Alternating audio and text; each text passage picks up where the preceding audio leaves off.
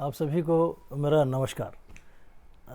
आज आज गुरुवार का दिन है और पिछली बार मैंने गुरु के पहले भाव में और चौथे भाव के विषय में आपसे बताया था। इस बार मैं आपसे गुरु के जो छठे भाव और पांचवें भाव के विषय में बात करता हूँ। तो गुरु जो है उनका स्वभाव ऐसा है कि वो जहाँ बैठते हैं उस स्थान को जो है वो उस स्थान को उतना खुलने नहीं देते। जैसे कि शनि का स्वभाव है कि जहाँ बैठता है वहाँ फ़ायदा पहुँचाता है और गुरु जहाँ बैठता है वहाँ की गतिविधियों को जो है थोड़ा गड़बड़ा देता है। जैसे पांचवा घर जो है ये संतान का भाव है, बुद्धि का भाव है, शिक्षा का भाव है, पढ़ाई लिखाई का, और unsudden gain, unsudden loss and love romance का भाव है ये। तो इस भाव में जिस वक्त में गुरु बैठता है तो इसके रिगार्डिंग आपको जो है जो अनसडन गेन होना चाहिए उसको कम कर देता है। आप क्योंकि ये जहाँ बैठते हैं वहाँ की जो चीज़ें हैं जो कम कर देता है। एजुकेशन में भी आपका एजुकेशन जो है अधूरा होता है। तो अब ये चीज़, अब ज्योतिष क्या है, ये चीज़ बताती है कि यहाँ पर अगर गुरु है तो ये चीज़ अधूरी रहेंगी। तो हमारा काम क्या है, उसको पूरा करना। ये उसका उपाय है कि भैया आपका गुरु जो है यहाँ बैठा हुआ है पांचवें भाव में, तो आपका जो है एजुकेशन जो है वो जो भी यानी हायर एजुकेशन छोड़ करके समझिए कि आप ग्रेजुएशन कर रहे हैं या जो भी कर रहे हैं तो वो उसको कंप्लीट कीजिए। चाहे वो टीचर ट्रेनिंग कर रहे हो या आप कोई नर्सिंग कोर्स कर रहे हो या जो भी काम आप कर रहे हो, जो भी शिक्षा ITI हो या जो भी कर रहे हो उसको कंप्लीट कीजिए, आधा मत छोड़िए। तो गुरु आपको साथ देगा। गुरु बदलता है, गुरु के लिए मेहनत लगती है और ज़्यादा एफर्ट लगाना पड़ता है, छोटी सी मेहनत से नहीं होता। तो यहाँ कैसा है कि यहाँ जो गुरु है पांचवें घर का, ये अनसडन गेन एंड अनसडन लॉस का हाउस है पांचवें घर में बैठा। तो ये पांचवें घर में क्या है, जब भी आप इन्वेस्टमेंट करेंगे, कुछ भी करेंगे तो अचानक आपको नुकसान होने की संभावना है। इसलिए काफ़ी सोच समझ के और जानकारी प्राप्त करके, जैसे आप शेयर मार्केट में काम करते हैं तो शेयर मार्केट के बारे में जब तक आपको ज्ञान नहीं, हाँ गुरु ज्ञान का कारक है, तो हर चीज़ का ज्ञान आपको प्राप्त करना है, तो कंप्लीट ज्ञान प्राप्त करना है आपको, अधूरा छोड़ना नहीं है, तो ही आप सफल होंगे। ये पांचवें घर का गुरु है तो ही आप सफल होंगे, अन्यथा आपको नुकसान के सिवा कुछ नहीं मिलेगा।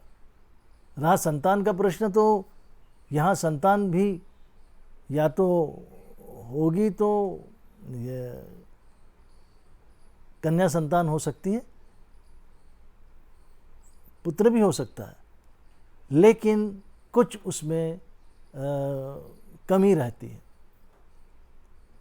उसकी योग्यता में कमी रहती है, शारीरिक में भी कोई दुर्बलता आ सकती है, कोई कुछ गड़बड़ी आ सकती है।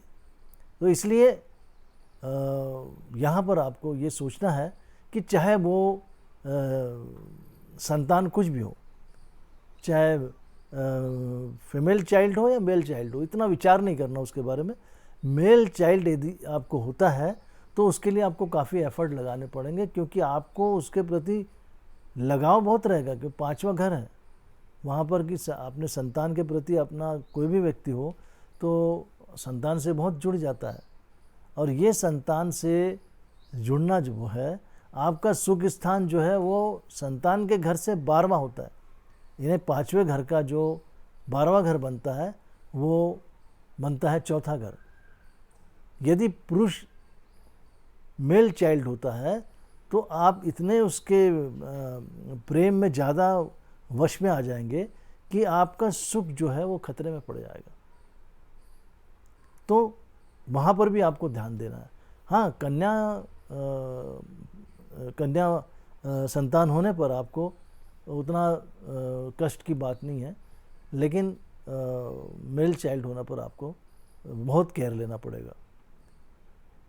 बड़ा करना भी उसको, सेवा करना भी उसकी बहुत आपको रहेगा कि फिर बाद में वही बात होती है कि मैंने इतना सब किया इसके लिए, लेकिन ये क्या हो गया।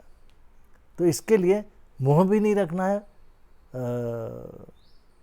पुरुष संतान से, और उसके प्रति जो है काफ़ी केयरफुल रहना पड़ेगा आपको। दूसरा, एजुकेशन अधूरा नहीं छोड़ना है।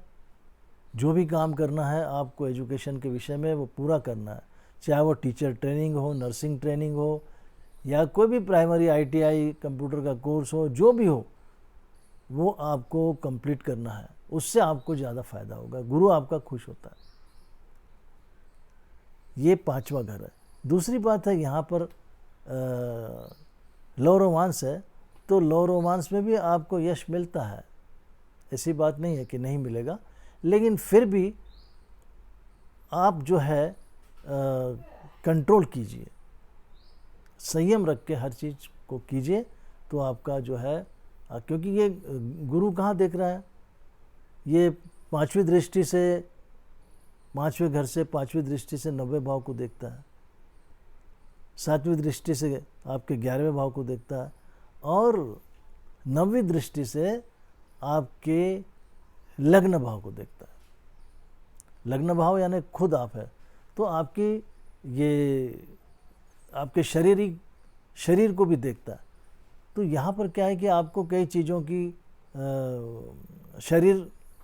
शारीरिक रूप से भी आपको अच्छा बनाता है गुरु, ऐसा नहीं है, और आपका पर्सनालिटी, आपका व्यक्तित्व को भी निखारता है। लेकिन प्रश्न ये है कि आपको काफ़ी मेहनत करना ज़रूरी है, क्योंकि 5वां घर जो है वो बुद्धि का है। प्रेजेंस ऑफ माइंड रखना आपको ज़रूरी है। बिना सोचे समझे इन्वेस्टमेंट नहीं करना है, शेयर मार्केट में हाथ नहीं डालना है जब तक आपको नॉलेज नहीं हो।